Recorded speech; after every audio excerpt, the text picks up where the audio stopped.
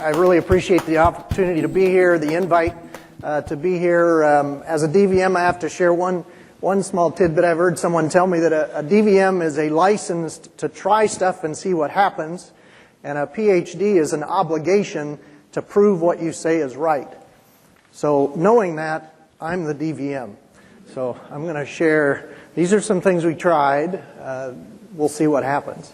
I also, I put a picture up on the screen of my wife and I on vacation. That's my wife Bridget, and I got to share that when PRRS 174 is introduced as a novel entry into a sow population, might be a good time to take a nice long vacation because it's going to be a challenge. So I like that picture. This image has already been put up once by Dr. Murtaugh and the group, and our group in Carthage is this little triangle right here. Carthage Veterinary Service is one of the proud contributors. I saw Dr. Bob Morrison walk in the back earlier. We really got to thank him for helping guide that team and his team of scientists up at University of Minnesota, and all of those that make up the Swine Health Monitoring Project. We're interacting on a very routine basis. The information is coming to us on a weekly basis, but I would say it's a daily basis that we're communicating within our shop in Carthage. There's 9 swine veterinarians, so you've always got many opinions, and also throughout our colleagues within the swine industry. With PRRS 174 specifically now, as that Swine Health Monitoring Project brought us information, one of the things I want to share today is my experience with a central Iowa client, high pig density. Our experience with PRRS 174 with that client was, it's bad. Today I want to share there's some things you can do as you prepare and plan ahead. It's much better to work through this novel aggressive virus introduction with a plan and then follow through that action, because you're much more likely to make measured steps as opposed to reacting to the response that's happening within the population. So, and I'll try to end with some future thoughts and direction for all of us. Again, a big thank you to the project and to those team members. As a description, for those of you that aren't familiar with that monitoring project, there's actually 26 systems that are providing detail to this PRRS reporting group. So within that, there's specific information on PRRS with over 700 sows contributing. That's over 1.8 million sows. That's about 30% of our U.S. swine industry. Now, how we in Carthage apply that information is really dependent on where you're going to go with the information. So as a swine veterinarian in our Carthage practice, I would say for our Carthage system, now some of you know Dr. Joe Connor. He stood up here last year and challenged us to eliminate PRRS. In our Carthage system, we're working very hard at getting PRRS out of the area. So this swine health monitoring project is valuable to us as we work on area spread and we talk about biosecurity and breakdowns and where we've had breakdowns that we can then isolate to continue to move out of the area. For my client in central Iowa, where there's a great deal of pig density, about 22,000 of those 30,000 sows have finishers and nurseries scattered all throughout those sow farms. So it's a high pig dense area. Well, that information is valuable for them as we look at time to stability, or what are we going to do to control PRRS, and how can we implement better decision making for control. And then I also have a 3,000 sow breed to wean client that I go to routinely, and as they move out wean pigs, that monitoring project helps them standardize both practices in the farm, and then when we communicate to people receiving those wean pigs, what are we doing to monitor? How do we know that we're providing a good quality product?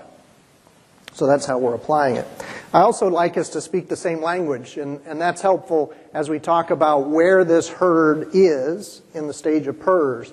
And what's evolved from this through our American Association of Swine Veterinarians is stages that represent activity of PRRS versus are we stable, are we introducing naive gilts with each of those, and I'll talk in a little bit more detail as we move forward.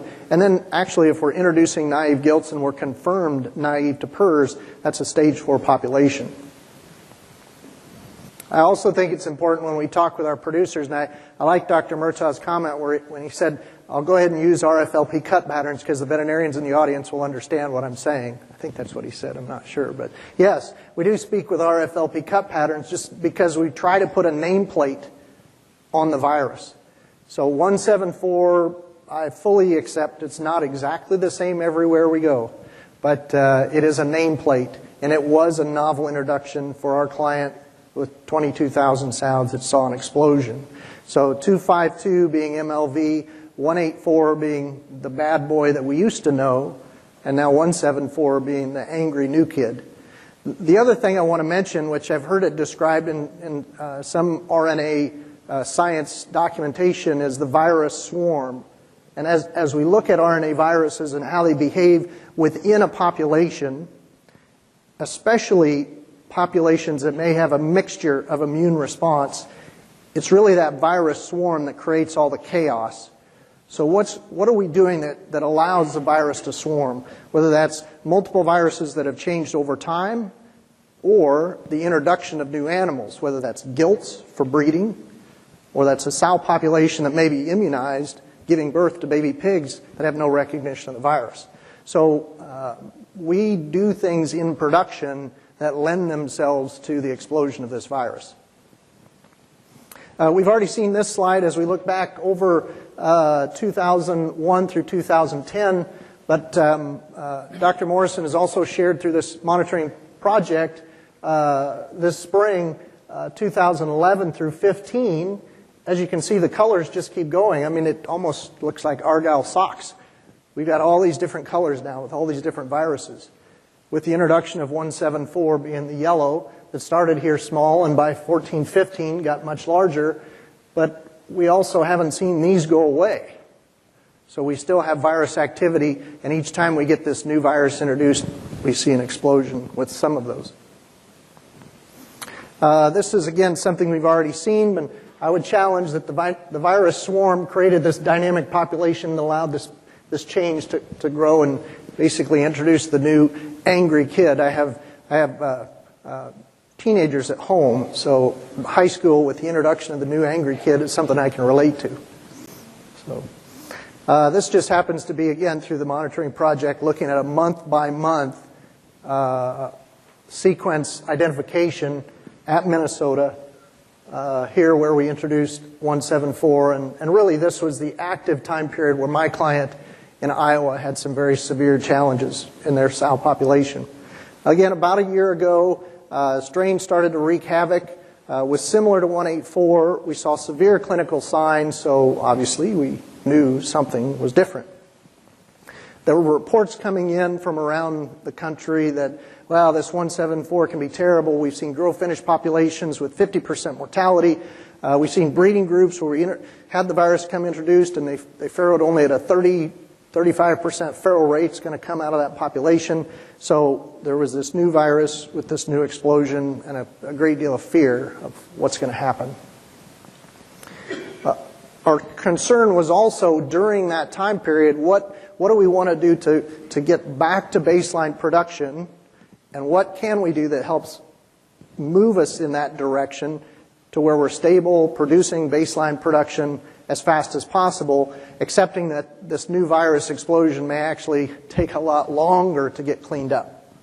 And the response time, as we've saw through the monitoring project, was quite variable with this virus. This is now a few more communications within that monitoring project, and again, Dr. Daniel Linares was at that time feeding us some of this information, as I believe he's talked here before, even in this setting, about a return to baseline production versus a return to negative pigs. Because my client's measuring me on production. They want pigs, live pigs, weaned from the farm as quickly as possible. And one of the messages through that was some of the decisions that we were making were taking much longer to get to baseline production, as opposed to stable production, healthy pigs. There may still be virus in that population, but we're producing pigs and we're keeping the barns full. This image just really shows us that it takes almost 20 weeks to get us there. Okay? If you think about the gestation period and the weekly farrowings that are going to occur on a breeding and gestation farm, even from time 0 or whole herd exposure, we wouldn't anticipate to be weaning negative pigs until that full turn came through gestation, came in and farrowed, and left the farrowing house. Now it's happened. We've seen virus clear, but not until those sows have moved all the way through gestation, come in through farrowing, and lactated all the way through farrowing, are we assured that somebody's not going to come from gestation into farrowing and shed virus. We would assume that could happen with that unknown population of baby pigs. So then back to what can we do? Well, if we're most concerned about creating the virus swarm within the population, what do we do in that sow herd population that creates that swarm? We do gilt introductions. We foster baby pigs around farrowing to try and find a mother that's going to have a much higher likelihood of raising that pig. We poke needles in sows and in pigs, and we handle pigs, and we have sows that drink out of water troughs. So all of these create dynamic populations within the sow farm. So what can we control? Let's back it up to very specific, large decisions. Just as Dr. Murtaugh said, we can close the herd for gilt entry. Well, we can also stop movement of pigs. Actually, in 1996, when I graduated from veterinary school, the late Dr. Monty McCaw told us in our swine health and production in 1996 that we should stop moving baby pigs around farrowing. And then we monitor progress. So we're feeding back to the farrowing team, are baby pigs being born negative? And if they are we still weaning positive pigs because of what we're doing in the farrowing house? So a few more documents that have been created during this time period and discussed among our team include, again, identifying the stages and then making decisions on what we can do in the barn to prevent the activity of the virus. If you're inclined to help your producers understand these activities, there's a very good document available through American Association of Swine Veterinarians. Dr. Jim Lowe presented at our annual meeting this year in February of 2015 with others, a large group meeting trying to establish what should we prevent or what should we do at each of these different stages. This just happens to be a small snapshot of that stage 1. When we identify active new virus, stop doing these things. And this just happens to be the gilt piece. There's gilt and breeding and farrowing all in that document. Take it another step farther. Okay, what is your strategy? You've made a decision. I want to get control, or I want to eliminate from this population. What do we decide during stage 1 that we're not going to do, and then what's allowed during stage 2? If we're moving to a stable population. Again, multiple pages, large group of people working together, then you take it to the farm and discuss that strategy so that you're not in panic when the activity occurs. So what can you control? Well, if we introduce new virus and we get a sequence back from the laboratory that says we have a new virus, for my client in Iowa, for our clients in Carthage, in our managed system, stop pig movements, period. She's born on her own mom, she stays on her own mom. I would recommend you can also, if you've got sufficient gilt supply to follow, at that point, cull aggressively and make space, calculate space, and then load, because you're not going to get gilts for a long time. So plan ahead, inventory your gilt supply, make the space, and fill the barn. It's a much more difficult decision for a breeding barn manager to make to achieve a breeding target if we haven't planned ahead and we don't have the gilt supply and we can't load. And then I would also recommend the euthanasia of the ill pigs. So as we're trying to minimize virus activity, if we have challenged pigs on the farm creating the virus swarm, remove them from the population. Back to what we can control. Now this swine health monitoring project also uses exponentially weighted moving average.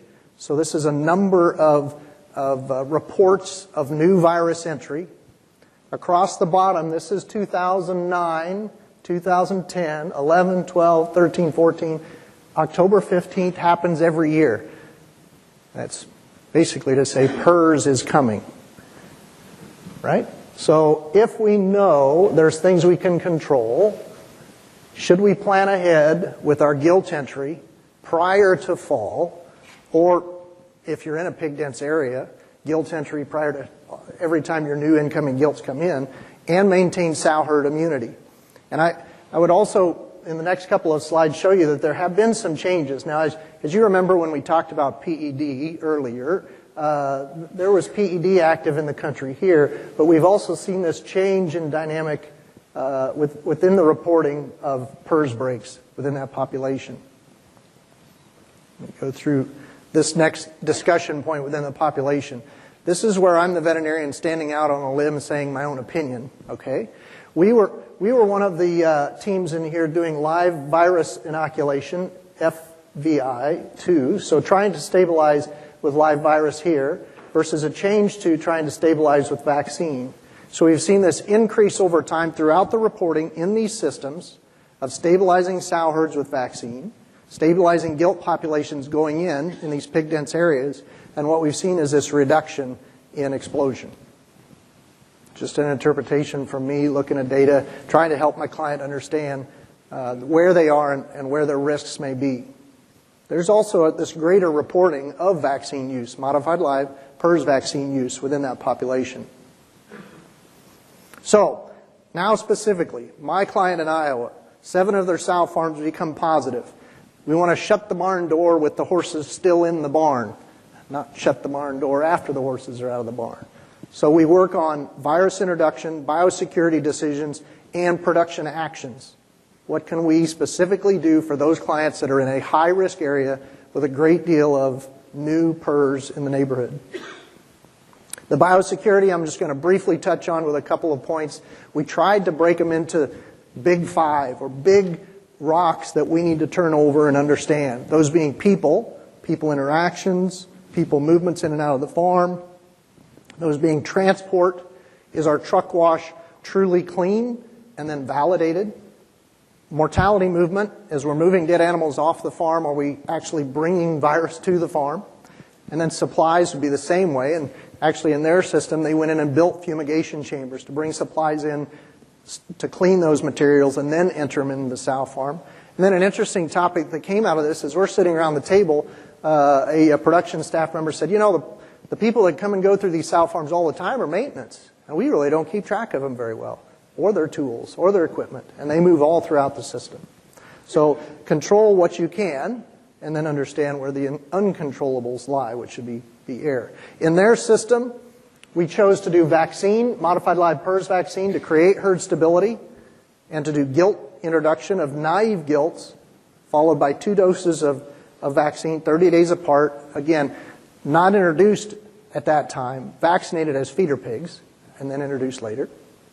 We did use live virus inoculation in one of the herds early on when we had a lot of activity and thought we needed to follow vaccine with live virus inoculation.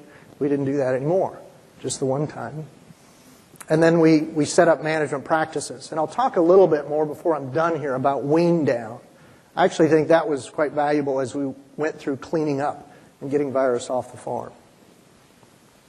So for vaccine, in their system, we didn't do needle changes. We didn't do any vaccinate this population, not the other. We mass vaccinated everything on the farm. Heat check bores, everything comes in as semen, so all breeding is done with AI, but all the heat check bores, all the gilts on farm, all the sows on farm, mass vaccinated with a focus in the winter, which in their system means every 60 days from October till April. So in October, mass vaccination. In December, mass vaccination. In February, mass vaccination. And then in April. And then we didn't do it through the summer. Our thinking with that is high level of antibody and early and strong exposure to MLV vaccine. Gilts are entered off-site in finishers with 2 doses 30 days apart, and then monitored with oral fluid sampling at the end of a 4-month period off-site. We had 2 finishers out of 8 that had positives at the end of that 4-month period. Those went to slaughter. The others all came through those sow farms, and we moved them through that process with 2 doses of MLV vaccine and introduced them into the herd. Piglets, when they were stage 1, when they were active, we stopped all movement, period. In fact, today they still don't move pigs in farrowing. And you can push back on me just like their production guys do and say, well, our pre-weaning losses are going to be too high. Well, in all honesty, once they stopped moving pigs, they were satisfied with pig quality, and they stopped moving pigs, period. LVI no more. Again, this came from Dr. Lerner. His talks about the damage that we can do to the growing pig population downstream, as opposed to a return to baseline production. So we can stamp out virus quickly, but there is a secondary effect to losses of pigs through live virus introduction at a sow farm. So we didn't do it anymore. Management practices, again, I've mentioned most of these already. A few that I failed to mention earlier include basically with that newborn pig, anybody that got their hands on newborn pigs, got into that room with newborn pigs, was showered, clean coveralls, and into that room and wasn't coming back out, in and out.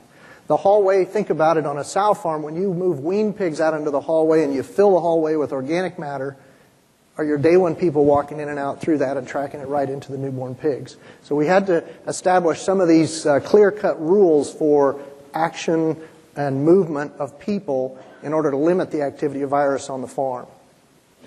And additionally, if you're power washing a farrowing room and cleaning up, you don't go back and do chores, or you don't go help process pigs right after you got done power washing. You go back to the office, you shower, you change, you put on clean clothes, and then you come back to work. And all of these were disciplined decisions every time. The wean down was a decision that we made, which we learned through the PED process. And for us, a wean down was a decision to move viable, high-quality pigs off the farm at a time where we had not yet been able to get to negative production. We just kept reintroducing virus back into the young pig population. Wean down meaning if you have 4 weeks worth of pigs on a sow farm, you're normally weaning 1 week of those pigs off every week. With a wean down, you're going to wean even younger, maybe to the middle of that farrowing population. With PED, you'd go even all the way down to a 7-day-old, maybe 8-day-old pig. PRRS, I don't think we needed to do that. But our decision to wean down was really for 2 reasons. One, to move those viable pigs off the farm before we continue to circulate virus. And second, to allow us to clean up farrowing, because now you have half of that farrowing facility empty and cleaned up. You can also works really well when you have a expanded site. So now you have a 2,400 sow farm that got another 2,400 sow farm built right on that same site, and it has 2 farrowing buildings. Well, you can empty out 1 farrowing building completely. And if you're planning ahead with your wean to market population, they can handle those smaller pigs, and it helps move the virus off the farm. There are some discussions we've had within our group on why you wouldn't do that. Well, you wouldn't do that if you're still active in gestation. So I've recommended to this group, let's look for times when we know we're up to 90% of those pigs, 90% of those sows have 10 pigs or more on them, and they're at 10 days of age. It was also valuable for them to talk with me on where's a natural gap. So we're going to do this when we can go somewhere in the middle of the farrowing building, or maybe we have 2 farrowing buildings. They pushed back to me they didn't want any pigs younger than 14 days, or sows that were lactating for less than 14 days. I know they've done that. They've pulled younger in order to get them completely empty, get rooms completely empty. And it really helped them clean up a larger portion of that farrowing house. The last few slides I want to show you are the results of the system. So what I'm showing you here is 26 months of production. This is monthly production from a sow farm in their system, one herd that was producing approximately 6,000 pigs a month. All right? This is PED. So in the next 5 herds, when I lay them over the top of each other, you're going to see how bad PED was in this system. And I want you to also watch where the line goes as we move over time. So this, it's probably about, what did I say, October 15th happens every year. About October or November of 14 was the introduction of PRRS 174. right about here. And you can see what happened. This is herd 2. So herd 2 is where we implemented the wean down. Let's get some of these pigs off the farm and try and save as many pigs as we can. And actually, the introduction came just slightly later, the recovery about the same time. Herd 3, the bad news is herd 3 got PED twice. They were the first herd in their system to get PED. They effectively reintroduced it a few months later to the whole system. But here, this herd was a late introduction of 174, a couple of months later, and a relatively quick recovery. By herd 3, we felt like that veterinarian might not be all bad. And so we're starting to clean up. We're starting to feel a little bit better.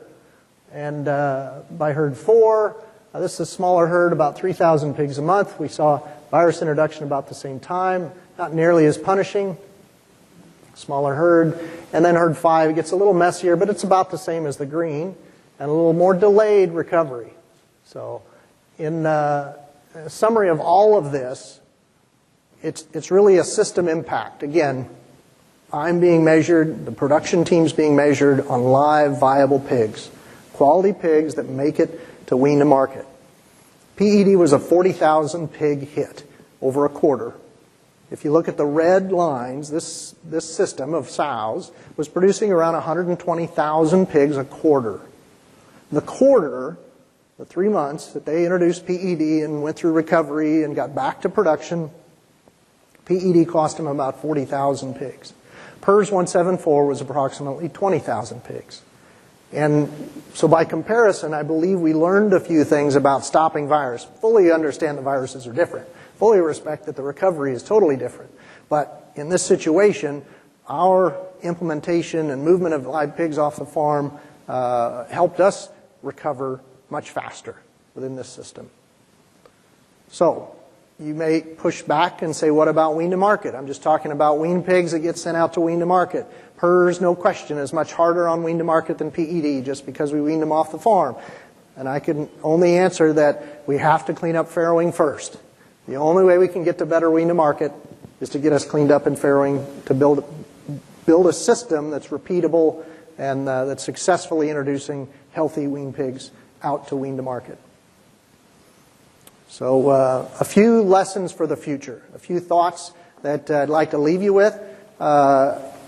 If you're implementing any of these strategies, you're much more successful if you know what you're dealing with in the farrowing house. So increasing our piglet monitoring helps us understand both when we've moved from stage 1 to stage 2 and when we can start introducing some new management strategies such as the introduction of gilts and what we want to do with introduction of gilts. Stop moving pigs when it's bad and then create that action plan. And we've seen a few, and actually I know BI supported a student study that looked at sow farms that start to recover and then start moving pigs again and see this explosion of virus occur. So reinforcing to the teams how valuable that is very important. PRRS piglet vaccination during lactation would be a future control discussion, in my opinion. If we want to place some PRRS MLV immunity introduced into that young pig during lactation, I think that may be a valuable opportunity for us to consider. And then establishing that gilt action plan so that you know if we've immediately flipped to a stage 1 active situation, do we have the gilt supply ready and prepared to introduce and then close down.